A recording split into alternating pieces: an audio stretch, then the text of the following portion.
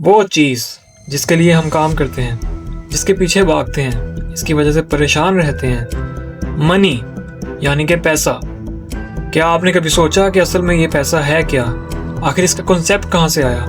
कागज़ का एक टुकड़ा हमारी ज़िंदगी को कैसे कंट्रोल करता है? लोगों ने आखिर इस चीज़ पर इतना यकीन कैसे कर लिया जो सिर्फ एक कागज़ का टुकड़ा है? आइए जानते हैं पैसों की असल कहानी।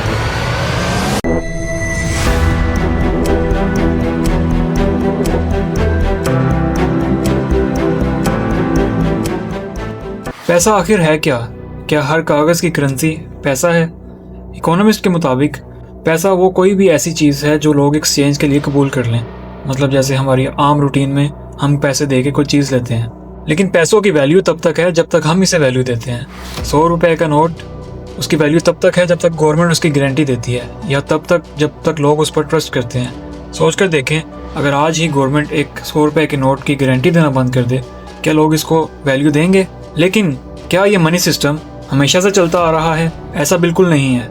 इस मनी सिस्टम से पहले सारी दुनिया में बार्टर सिस्टम यूज़ किया जाता था। बार्टर सिस्टम मतलब लेन देन का सिस्टम, मतलब चीज़ दे के चीज़ लेना।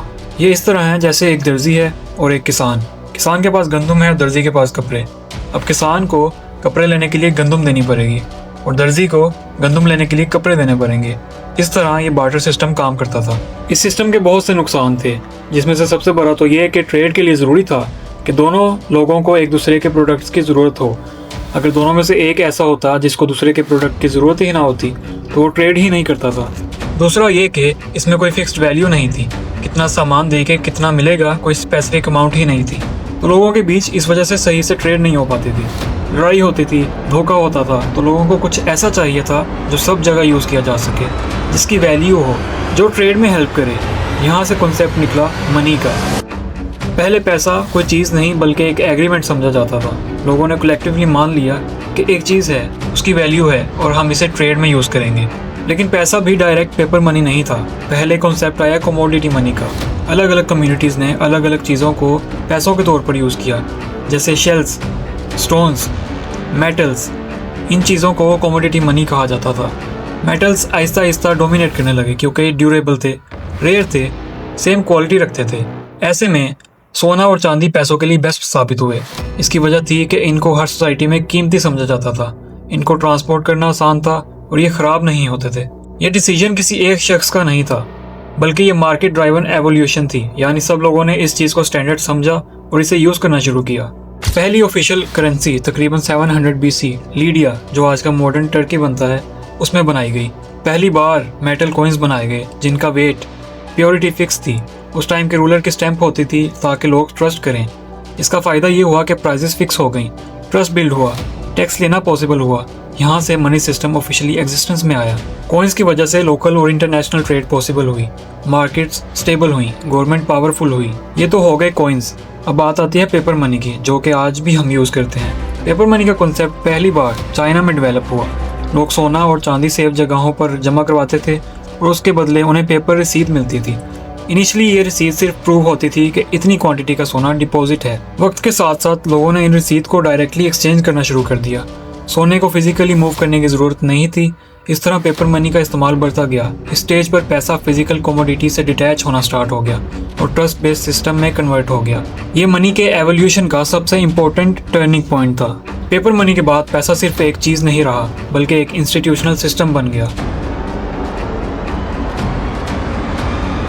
इस सिस्टम में गवर्नमेंट करेंसी इशू करती है, बैंक पैसा सर्कुलेट करते हैं, लॉज पैसे की वैल्यू प्रोटेक्ट करते हैं। यहाँ से पैसे की वैल्यू मेटल से नहीं, सिस्टम और अथॉरिटी से लिंक हो गई। इसका मतलब ये था कि पैसा अब फिजिकल गारंटी पर नहीं बल्कि इंस्टीट्यूशनल ट्रस्ट पर चल रहा था। पेपर मनी ने इकोनॉमी को फास्टर, स्केलेबल और ग्लोबल बना दिया। इंटरनेशनल ट्रेड्स होने लगी, हर करेंसी एक फिक्स यूनिट बन गई, प्राइसिंग सिस्टम बैलेंस हो गया, अकाउंटिंग और टैक्सेशन पॉसिबल हुई। ये वो फेज़ था जब पैसा लोकल एक्सचेंज से निकलकर ग्लोबल इकोनॉमी का कोर एलिमेंट बन गया। इन शॉर्ट ये कि बार्टर सिस्टम ने एक्सचेंज शुरू की, कमोडिटी मनी ने वैल्यू को स्टेबल किया, कॉइन्स ने ट्रस्ट और अथॉरिटी इंट्रोड्यूस की, पेपर मनी ने सिस्टम प्रोवाइड किया। हर स्टेज पर पैसा ज़्यादा एब्स्ट्रैक्ट, ज़्यादा पावरफुल और ज़्यादा सेंट्रल होता गया। आज हम जिस पैसे पर रिलाई करते हैं वो कोई नेचुरल चीज़ नहीं, ये ह्यूमन डिसीजंस का रिजल्ट है।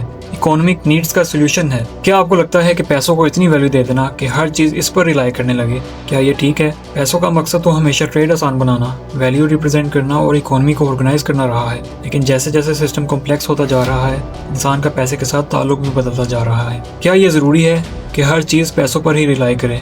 आखिर क्यों पैसों को इतनी वैल्यू दे दी गई कि इसके पास हर चीज का इख्तियार आ गया, इतनी पावर होगी? क्या होता अगर आज भी दुनिया में बार्टर सिस्टम ही चल रहा होता? पैसा खुद पावरफुल नहीं होता, उसे पावर हम देते हैं अपने यकीन, अपने कानून और अपनी डिपेंडेंसी के जरिए।